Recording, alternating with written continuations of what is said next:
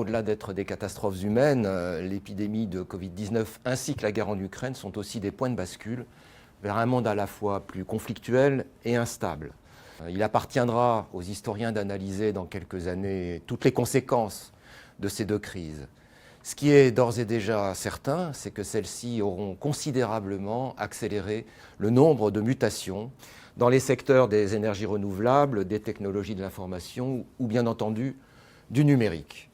Le constat vaut aussi pour le marché des véhicules électriques, dont l'existence ne date pas d'aujourd'hui, mais qui est en train de connaître une véritable révolution. Les chiffres sont éloquents. Encore confidentiels en 2019, les ventes de véhicules électriques et hybrides rechargeables ont été multipliées par 10 en l'espace de 6 ans. En 2025, elles franchissent la barre des 20 millions d'unités, soit près du quart des ventes mondiales de véhicules. Autre fait remarquable, bien que somme toute assez attendu, c'est la Chine qui ici se taille la part du lion. En 2025, elle assure à elle seule les 2/3 de la production mondiale de véhicules électriques. Ce chiffre s'explique d'abord par le fait que les constructeurs de l'empire du milieu dominent, sans partage ou presque, leur propre marché, qui est de loin le plus important. Néanmoins, leur prévalence tend aussi à s'affirmer de plus en plus en dehors des frontières. Avec la fermeture du marché américain, c'est notamment l'Union européenne et ses quelques 250 millions d'automobilistes qui sont ciblés. Partant de zéro ou presque avant la Covid, la part de marché des véhicules électriques de marque chinoise y atteint déjà presque 10%.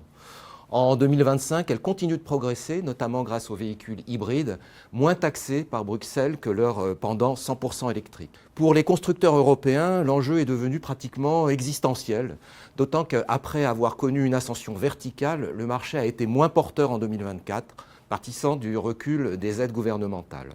Les manufacturiers du vieux continent pourraient retrouver quelques couleurs en 2025 et en 2026, avec l'introduction en France et en Allemagne de primes à l'achat dites éco-scorées, en clair, assorties d'une préférence communautaire.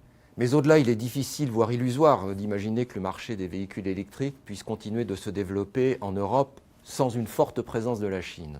Avec 15 ans d'avance technologique sur la concurrence, une stratégie commerciale résolument offensive et un contrôle très en amont de la filière des batteries, remontant jusqu'à l'extraction et le raffinage des minerais critiques, Pékin est et restera un acteur incontournable de la mobilité bas carbone. Pour le géant d'Asie, l'avenir du marché unique, bientôt protégé par une taxe carbone aux frontières, passera par des productions de plus en plus locales et des partenariats renforcés.